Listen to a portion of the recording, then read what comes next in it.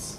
So it's like an interesting model where we can start to put together the different components, and maybe with a couple of examples we can show.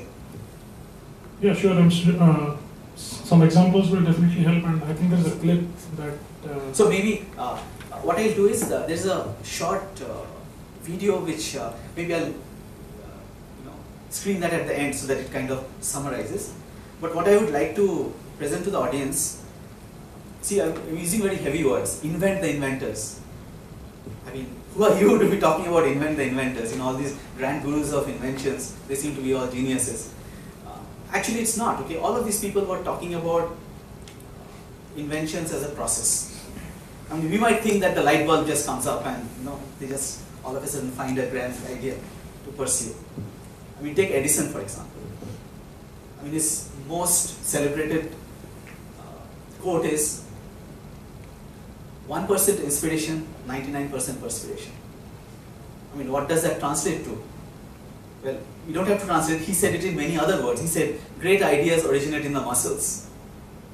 That it requires a systematic set of work. He also said, there are 10,000 different ways I've learned in which something doesn't work.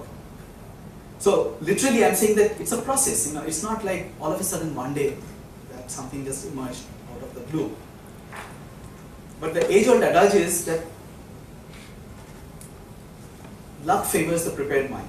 So that's the process. The prepared mind is the process.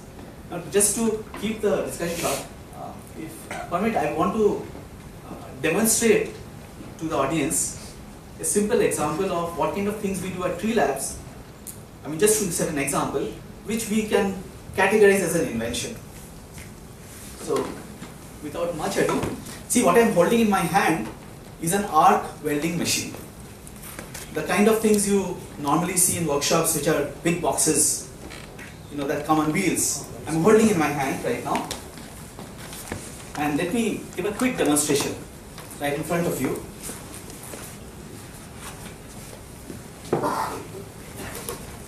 So are there any welding experts here?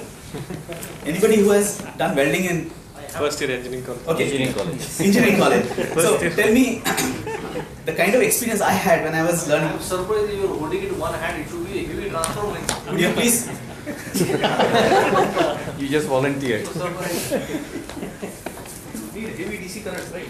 Yeah. So if you can please hold in your hand and say how heavy it is. Lovely. I'm just making the. Insurance card. No, I'm not there. So this is about a couple of kgs. Yeah. Yeah. And most of the weight is in the cabinet, which is the thick MS. So you obviously see that it's a toy. Most of you have seen, maybe in some sense or other, the welding machines that are in workshops. So I'll just quickly, okay. So this is completely on and live, and just a overriding request, please don't do this yourself. I'm going to touch these terminals. These are the live terminals. I'm touching it. I'm touching the body, and it seems like it's a toy. So let's see what it actually does. So I'll just demonstrate here. I hope it's visible with a small unit. So I'll take a couple of hacksaw blades. And so here it is, I'm touching these terminals, I'm holding these hacksaw blades with my bare hands, and nothing seems to happen except when I start the welding itself.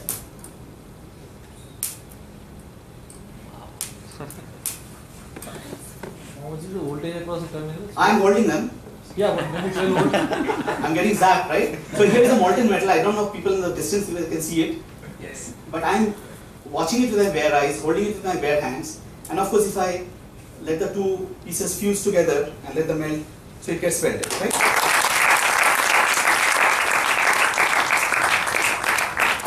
And of course, let me just pass around a couple of pieces. So these are actual welds which are done. Just take a look. These are actually welds which happen with machine like this. And the most important thing in this sort of a thing is, you might think that, oh my god, there's magic or something.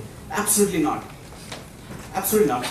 What is happening is just plain engineering, and I mean absolute down to earth engineering. This is exactly the kind of thing we have been always talking about. The Tree Labs, the tree is an acronym.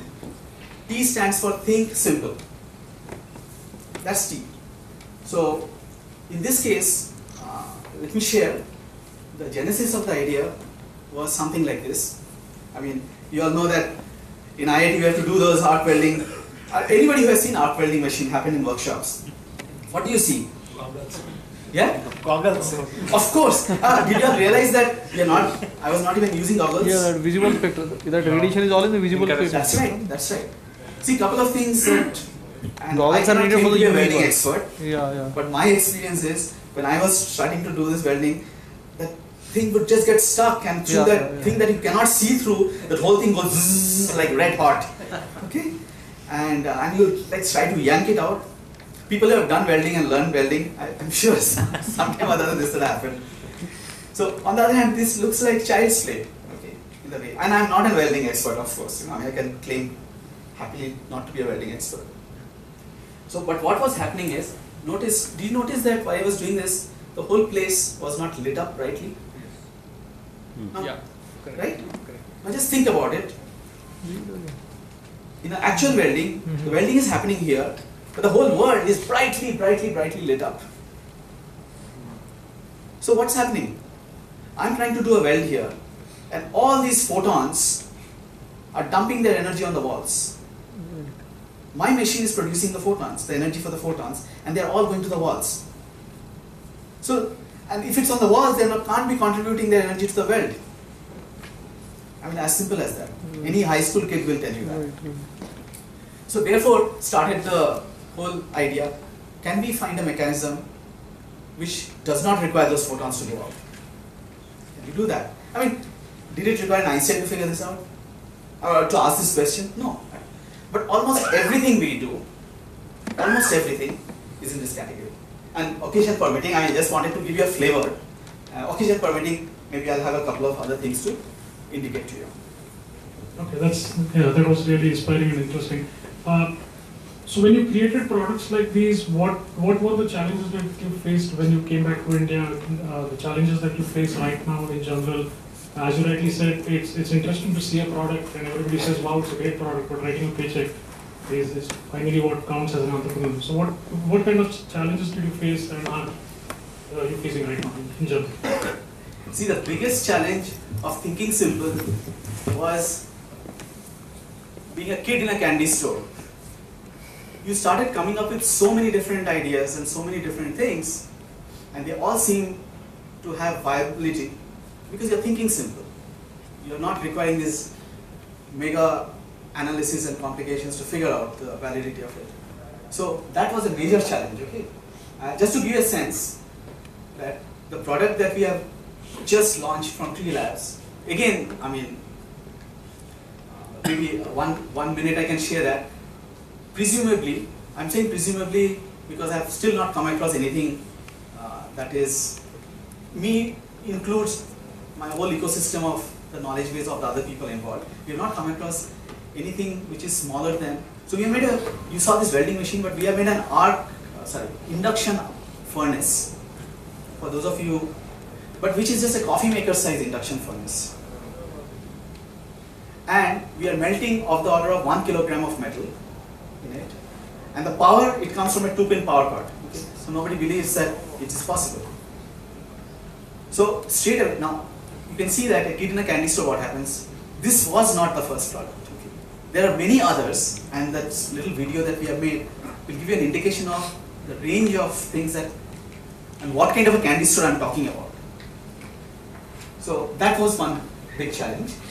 The other challenge is, of course, if you are going to do something very innovative, which does not exist, again you need to find a customer who is going to believe that this is worthwhile.